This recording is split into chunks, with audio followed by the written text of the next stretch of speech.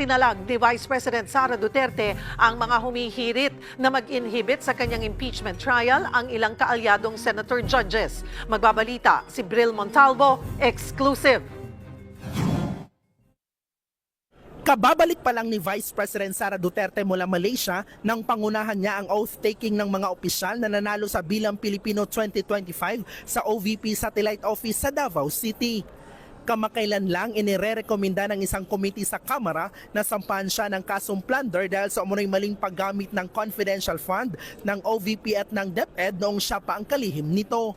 Sagot ni VP Sara. Kung ako, okay lang. Dahil politiko ako, alam ko kung anong kailangan kong gawin at gusto ko rin sumagot sa loob ng korte. Pero naaawa ako dahil sa mga threats sa harassment na ito ay merong mga empleyado ng ating opisina na nadadamay, na hindi naman kailangan madamay.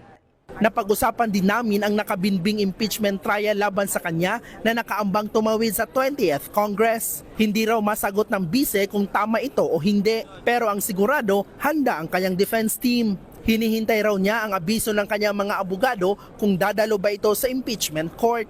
Wala na tayong makomment dyan, no? Kasi lahat ng mangyayari about sa articles of impeachment na inakyat sa Senado ay nasa discretion na ng ating Senado. At lahat naman ng ating mga defense counsels, ang ating mga lawyers are prepared to answer whatever it is that the Senate will require of them. Matipid naman ang sagot niya sa pahayag ni Pangulong Bongbong Marcos na handa itong magkipagdialogo sa Senado at Kamara para ayusin ang gusot sa impeachment trial. No comment. Pero tinablan niya ang mga humihirit na mag-inhibit ang senator judges sa impeachment, ang mga kaalyadong sina Senator Amy Marcos at Senator Robin Padilla. Siguro sa pagdating sa trabaho, no, dapat siguro ibigay natin yung benefit of a doubt sa lahat ng mga senadors. Kung disqualify natin, no, ipapa-inhibit natin ang mga bias na senators, madami tayong ipapa-inhibit din.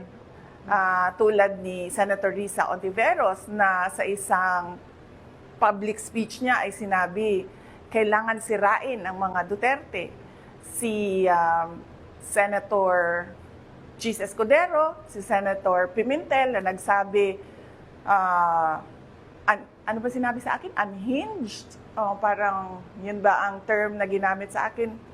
Basta ang sinabi ay lukaret. Kung ganun ang pagbabasihan natin, ay madami ang dapat ipa-inhibit. May reaksyon din ang bise sa pinalulutang na Sara Amy tandem sa 2028. Ang pagkakaintindi ko doon ay nagbibiro siya, si Senator Robin Padilla. Pero ang tama na tao na mag-explain yan ay si Senator Robin Padilla at kung bakit niya nasabi yun. Habang may patutsada siya kay Palace Press Officer Undersecretary Claire Castro. Si Claire Castro, pinsan ni Franz Castro, at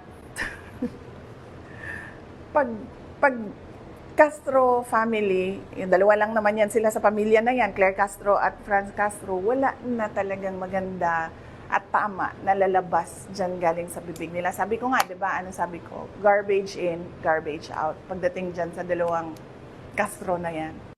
Welcome development naman para kay Vice President Sara Duterte ang paghahain ng petisyon sa ICC ng amang si dating Pangulong Rodrigo Duterte para sa kanyang interim release. Masaya ako na nabalitaan ko na meron silang na-file na request for interim release. At ang dasal nating lahat at panawagan natin lahat ay makinig ang ICC judges at maging patas sila sa pagdesisyon. Pero hindi rin daw alam ni VP Sara kung saan yung undisclosed country na tinutukoy ng kampo ng dating Pangulo. Para sa 1PH, Bril Montalvo, News 5.